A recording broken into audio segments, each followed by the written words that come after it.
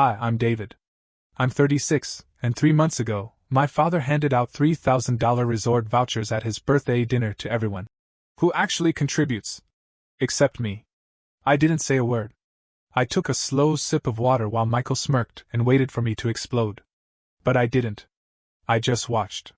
And then that night, I went home, logged into every shared account, and started quietly erasing myself from the system they built on my back. See, what my family doesn't understand is that I've never been petty. I've been patient. There's a difference. For the last 8 years, I have been funding a family that didn't even know it was on life support. I paid property taxes, utilities, phone plans, streaming services. I covered surprise tuition costs and surprise car repairs. I paid Michael's car insurance for 6 straight years. Rebecca's group phone plan? That was my credit card. My parents' electric? That was my autopay. And not once, not one single time, did anyone say thank you. It's not that they forgot. It's that they never noticed. I wasn't seen as generous. I was seen as standard. Dependable David. Reliable David. Quiet David. The one who doesn't ask for anything. The one who always comes through. So at that birthday dinner, when my father stood up, tapped his glass, and said, "We put together a little gift for everyone who actually contributes," I already knew what was coming. I knew my name wouldn't be called. But what hit me wasn't the snub. It was the performance. He handed out those vouchers like they were from him. From them. But they weren't. They were mine. Pulled from my Platinum Travel Rewards account. The one they'd been using without asking, booking vacations I never went on, with points I earned from endless work trips and expenses I paid. And then Michael, in front of everyone, said, "Well, you don't really contribute, do you?" The whole table laughed. I didn't. I went home. And I opened a spreadsheet. I tallied every dollar, every favor, every service, every bill. And when I saw the number, over $150,000 quietly poured into their lives, I didn't cry. I didn't rage. I just felt hollow. Like I'd finally seen the blueprints of the structure I'd spent years holding up. And it was rotting from the inside. That night, I didn't send a dramatic text. I didn't write a long paragraph in the group chat. I just changed passwords. Cancelled vouchers. Locked down accounts. And when the first panicked message hit my phone the next morning, I made coffee and smiled. I wasn't angry anymore. I was done. The first wave hit around 9:13 a.m. Michael. "Bro, the resort says my voucher was cancelled?" Rebecca. "Mine too. What's going on?" Mom. "David, I just got off the phone with the resort. They said you cancelled all the bookings. Why would you do that? Please call me." I didn't respond. I was already deep into phase 2. I logged into the family phone plan, a cursed Frankenstein account that had somehow grown to include 8 lines. Mine, my parents, Rebecca's family, Michael and his rotating girlfriends. I removed every line except my own and switched myself to an individual plan. Then I changed the password. Done. Next, utilities. I called the electric company, the water department, gas, trash, every service linked to my name at my parents' house. I cancelled autopay. I removed my card. I requested paper bills be sent directly to their address. Then I tackled insurance. I called my agent and said calmly, "Remove my brother Michael from my auto policy effective immediately." No warning. No grace period. There was a pause on the other end. "You sure?" "Oh yeah." Streaming services were next. Netflix, Disney+, Prime, Spotify, all the digital lifelines they had been using like public fountains. I changed the passwords. Wiped all profiles that weren't mine. Closed family access. Cancelled auto-renewals. When I got to the property tax portal, I just stared at the screen for a while. Every year, like clockwork, $12,000 quietly withdrawn from my account to keep the family house afloat. It started with a panicked phone call from Mom. "Just this once, sweetheart." It became routine. A debt I never agreed to but paid anyway. That day I clicked Remove Payment Method. I wrote a short, polite email to the tax office. "Please remove my information from this account. I am not the property owner." By noon, I had scrubbed myself out of every system. My phone stayed on silent. I didn't check it once. At work, I was calm. Productive. Efficient. Like a guy who had just taken off a 200-pound backpack and realized he could finally stand up straight. That night I made dinner. Watched a movie. Drank a glass of wine. And when I finally flipped my phone over, the group chat was chaos. Michael. Dude, seriously? You canceled our trip? Rebecca. I already took time off work. You're messing with people's plans, David. Mom. This is childish. I can't believe you're punishing the whole family because of a joke. Dad. We need to talk. Call me. I read the messages. I didn't reply. I set the phone down, took another sip of wine, and smiled. Because for the first time in 8 years, they were starting to feel what I had felt all along. Ignored. Overlooked. Left out.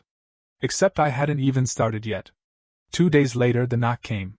I was eating breakfast, still in sweatpants, scrolling through emails, when I heard the pounding on my apartment door. Not a neighbor knock. A dad knock. Precise. Heavy. Full of entitlement. I looked through the peephole. Richard. My father.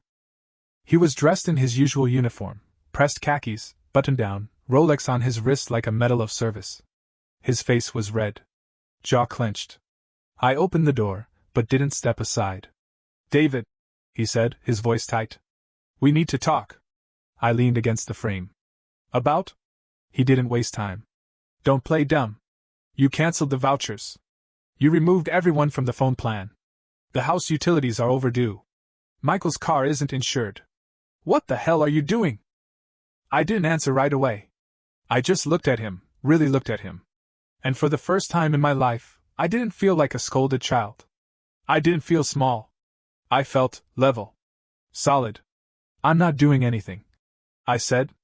I'm just not paying anymore. He blinked. That caught him off guard. So that's it? You're punishing us because you didn't get a vacation voucher? You're that petty? I tilted my head. Petty would have been canceling everything that night. This is clarity. His voice sharpened. Your mother and I have always appreciated. No, you haven't. I cut in, and my tone surprised even me. Calm. Cold. You appreciated what I gave you. Not me. Not once did anyone at that table thank me. Not for the property taxes. Not for the insurance. Not for the thousands of dollars that quietly disappeared from my account to keep everyone else comfortable. His eyes narrowed. We didn't know. Yes, you did. You just didn't care. We stood there. A father and son. 2 men who'd shared a last name for 36 years and not a single conversation about worth unless it involved who brought the wine or cracked the best joke. Then he said it. Well, if that's how you want it, don't come running to us when you need help. And I laughed. Out loud.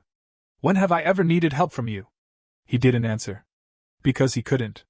He turned, muttering something under his breath, and walked back down the hallway. I closed the door behind him.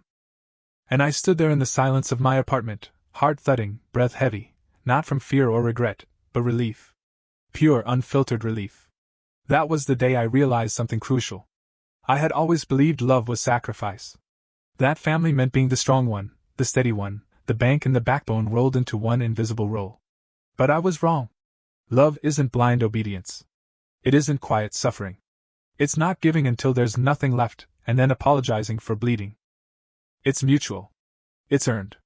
And from that moment on, I stopped giving mine away for free. 3 days after my father stormed off, I got a voicemail from Michael.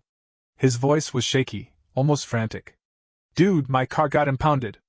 I got pulled over, no insurance. They towed it. I had to Uber home. What the hell, man? You couldn't give me a heads up? I didn't call him back. The next day, Rebecca emailed me. Subject line, urgent resort issue. David. I just spoke to the Serenity Bay office again. They confirmed the vouchers were cancelled by you and said they're non-recoverable. You know I've already submitted my PTO for this. I really don't understand why you're being like this. We're family. This isn't who you are. I didn't reply. But she was wrong. This is exactly who I am. Just not the version they built. Later that week, my parents' utilities were shut off. First it was the electric. Then the water. Then the landline. Yes, my mother still insisted on having one. She texted me at 6:47 a.m. David. The power is off. What's going on? I ignored it. At 7:01 another. Did you forget to pay? At 7:03. David. Please respond. Your father is livid. Then at 7:10 the kicker. I don't know what's gotten into you. This is so unlike you. You're acting spiteful. I was eating toast when that one came in. I laughed. Really laughed. Not because it was funny, but because it was so predictable. Every time I had helped, I was invisible. The moment I stopped, I became spiteful. That's the math of entitlement. But I wasn't done yet. The following Monday, I received a $1,400 refund from the travel rewards program, points converted back to cash. I used it to pay off the last chunk of my car loan. That same day, I booked a trip for myself, 5 nights in a mountain cabin outside Telluride. Solo. No drama. No emergencies. No. David, can you? It was my first real vacation in 5 years. And while I packed, the messages kept coming. Michael. I really don't get it, man. What did I even do? Rebecca. So you're just gonna cut us all off? Seriously? Mom. You're being manipulated by someone. This isn't the David I know. Dad, no message. Just silence. Eventually, the group chat fell quiet. I think they finally realized I wasn't going to engage. That there would be no apology, no explanation, no dramatic monologue. They were talking to the ghost of a man who used to say yes. When I arrived in Colorado, it was snowing. The cabin was quiet, tucked into a ridge above a frozen lake. I lit a fire, made tea, and watched the snow fall. The silence felt foreign at first, no buzzing phone, no demands, no expectations, but then it became a kind of music. One I hadn't heard in years. I hiked alone. I read paperbacks. I cooked simple meals and didn't clean dishes right away. I woke up late and watched the sun rise from a rocking chair with a blanket wrapped around my shoulders. By the third day, something shifted. I realized I hadn't thought about them at all. Not my mother. Not my father. Not Michael. Not Rebecca. Not the bills or the plans or the guilt that used to sit heavy on my chest like a second set of lungs. I didn't miss them. And that terrified me. But it also set me free. That final night in the cabin, I stared into the fire and whispered something I hadn't said out loud before. They never loved me the way I loved them. It didn't feel bitter. It felt true. And that truth didn't break me. It rebuilt me. I got back from Colorado on a Tuesday. The sun was out, but my apartment felt colder somehow, emptier. Like something had been cleaned out while I was gone. And in a way it had. Me. There was a letter in my mailbox. Real paper. Handwritten. From my mother. No stamp, she dropped it off. It was short. No salutation. No apology. Just this. We never asked you to carry all that. You volunteered. That was your choice. But don't punish us now for what you allowed then. Families go through phases. You're in one. When you're ready, come back. I read it twice. I didn't feel anger or hurt. I just felt tired. Tired of being told that generosity is weakness. That silence is consent. That boundaries are betrayal. The next morning, Michael texted me. I'm trying to figure things out. But I can't even get insurance now. They flagged my license. Can you just help me with the deposit, and I'll pay you back next month? Next month. The same next month he'd been promising since 2017. I didn't reply. Later that day, I received an email from the county. My parents had officially added themselves as sole account holders on their property tax portal. No more billing to my name. That night, I opened my laptop and typed up a letter of my own. It wasn't for them. It was for me. I wrote out every major payment I had made over the years, every time I said yes when I wanted to say no, every instance I dropped what I was doing to answer their emergencies. I listed the birthdays I'd paid for, the Christmas gifts I'd covered, the just this once bailouts that never stopped. It took 4 pages. Then, I opened a new document. And I titled it, What I Want Now. I wrote, to not be the fallback plan. To be invited, not assigned. To be thanked. To be allowed to say no. To exist without being useful. To be loved, not leveraged. I printed it and taped it to the inside of my closet. A few days later, I ran into Angela, my cousin, at the grocery store. She looked awkward. Nervous. Clutching a basket of frozen dinners and almond milk. Hey, she said. Hey. We stood in front of the oranges like two strangers who knew too much. Jessica's gone, she blurted out. I blinked. What? Michael's girlfriend. She left him. Said he was emotionally immature and financially unstable. He's staying with your parents now. I shrugged. Makes sense. Angela lowered her voice. They're struggling, David. Really struggling.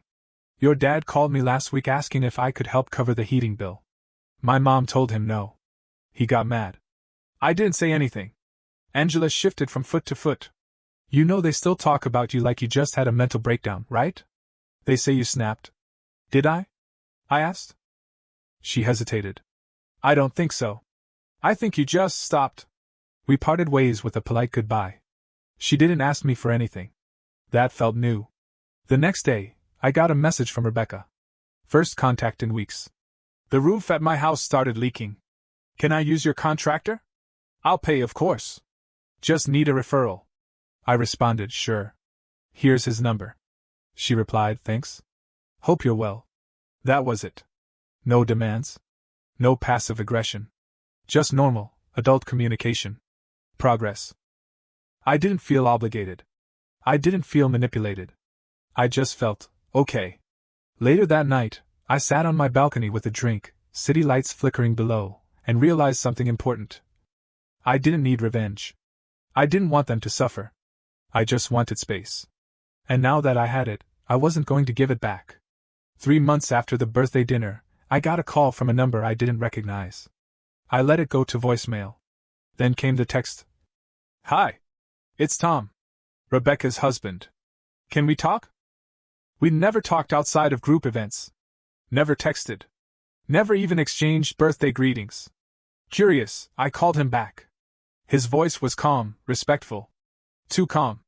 That polite calm people use when they're walking across a minefield. Hey, David. I won't keep you long. I just wanted to say something. Go ahead. I know it's not my place, and I don't want to overstep, but I've watched what's happened this past year. I've seen how everything's fallen on you and how everyone just kind of expected you to be okay with it. I said nothing. I didn't have to. He continued. Rebecca's been different lately. Quiet. Reflective. We've talked a lot about everything that came out. I think she honestly didn't realize how bad it had gotten. What everyone was leaning on you for. I leaned back in my chair, staring at the ceiling. Okay. He cleared his throat. She's not great at apologies, David. You know that. But she asked me to call you. She thought you'd pick up if it wasn't her. I smiled despite myself. Clever. She just wants you to know, she's handling her own bills now. She canceled the shared Prime account. She pays her own phone plan. And she and we've started seeing a financial counselor. Trying to do it right this time. I didn't know what to say. So I didn't say anything. Tom filled the silence. She said you taught her something. That boundaries aren't punishment. They're permission. Permission for what? To grow. That one stuck with me. We hung up. No promises, no big emotional moments. Just a quiet bridge being built from one side. And for the first time in my life, I didn't feel the need to run across it. The following Sunday, I got another letter. This one from my mom. Shorter than the last. Your father and I sold the timeshare. We paid off the electric bill. We got our own insurance. Michael's working again. Slowly, the pieces are shifting. I know you don't need us to say anything, but I'm going to anyway. Thank you, David. For the years. For the silence. For the chance to do it differently now. She didn't ask me to come back. That was the most powerful part. And that week, my therapist asked me something I hadn't considered before. Do you want a relationship with your family again? On your terms? I sat with that question for a long time.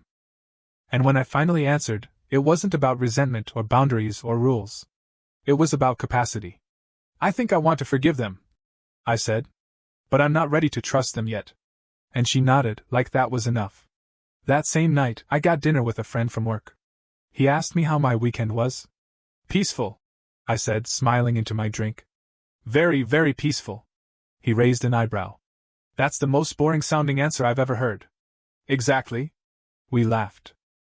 We paid our own bills. We didn't expect each other to fix anything.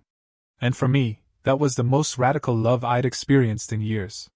6 months passed. No dramatic reunion. No teary-eyed family intervention. No perfect apology with orchestral music playing behind it. Just silence. And I was good with silence.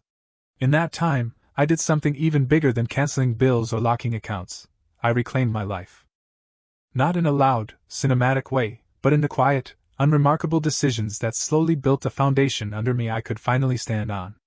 I started cooking more. Real meals. Not frozen Trader Joe's dinners wolfed down between emails. I signed up for a pottery class. Took a weekend course on woodworking. Got a little better at saying yes to myself. And somewhere in all that space, in the stillness I used to fill with family emergencies, I started to breathe deeper. Then one Sunday afternoon, I got a text from Michael. Just 3 words. I paid today. No context. No follow-up. I stared at it for a while, unsure what it meant. Then a second message came through. My own insurance. My own plan. I paid the first premium this morning. Just thought you should know. I didn't reply. But I smiled. 2 days later, I ran into Mom at the bank. Totally accidental. We made eye contact and froze like 2 deer on opposite lanes of traffic. Then she walked over slowly. Hi, she said. Hi. She looked thinner. Older, maybe?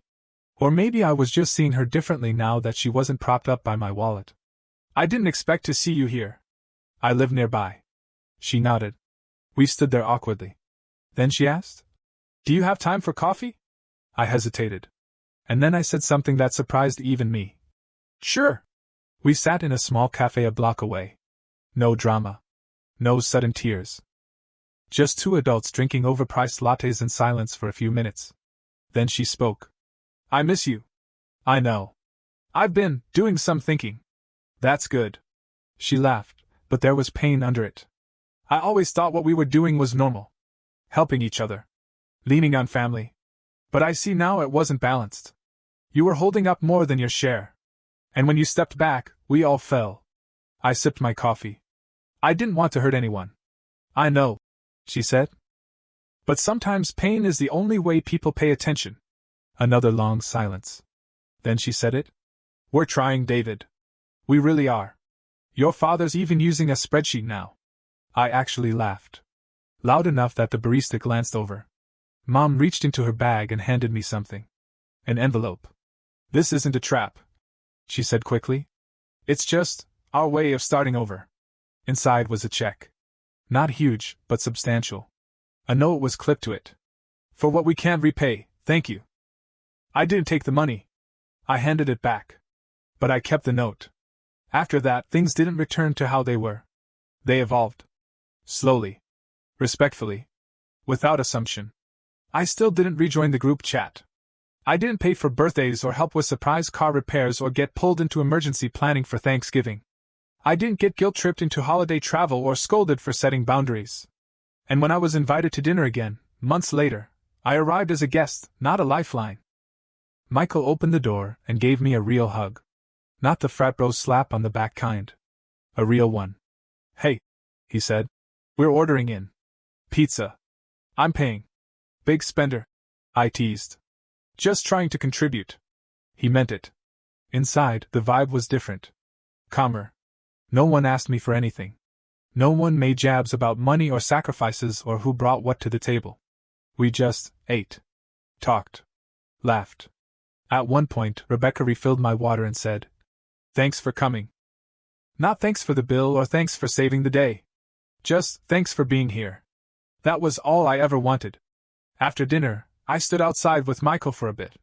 We leaned on his car, watching the sky go dark. You know, he said, I used to think you liked doing all that stuff. That you wanted to be the guy who held it all together. I nodded. I did. For a while. What changed?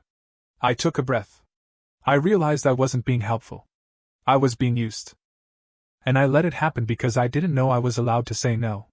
He kicked at the gravel. I don't want you to disappear again. Then don't put me in that position. He looked at me, then nodded. Fair. Before I left, my dad stepped outside. He looked like he'd been rehearsing something, but then just said, Thanks for coming, son. Thanks for inviting me. We shook hands. A weirdly formal moment, but I think we both needed that, something concrete. Something real. That night, I drove home in silence. And for the first time, I felt like I belonged on my own terms. Not as the ATM. Not as the fixer. Not as the invisible gear in the family machine. Just as David. A man with boundaries. A man with peace. A man who finally learned that love isn't something you prove by bleeding, it's something you build by choosing yourself first. And now? Now I choose peace. Every time.